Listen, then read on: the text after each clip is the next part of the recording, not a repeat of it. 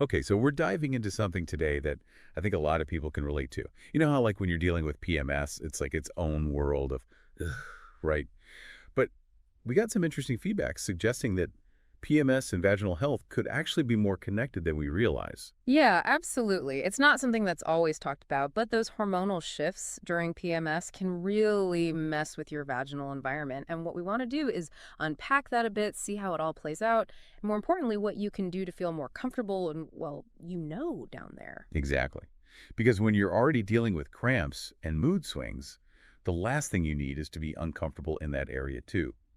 So we dug into some sources on this, and it turns out it's not just some random coincidence. It's like these two things are kind of intertwined. It's like a domino effect.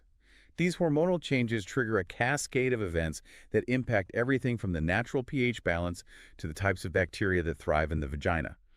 Even things like moisture levels and how resilient those tissues are can be affected. Okay, so let's talk hormones. We know they go kind of haywire during PMS, but like what's the key thing to understand about how those fluctuations specifically impact our vaginal health during that time? Well, think about estrogen and progesterone as the conductors of their orchestra down there, right? Hmm, They kept everything in harmony. And estrogen, in particular, is really important for supporting the growth of those good bacteria, the lactobacillus, that live in the vagina. right, I've heard about those. They're like the good guys that help keep things balanced. Exactly. They're the guardians of the galaxy, and they produce lactic acid, which creates an acidic environment, typically with a pH around 3.8 to 4.5. That acidity is key for keeping things healthy and preventing other microbes, like certain bacteria or yeast, from taking over.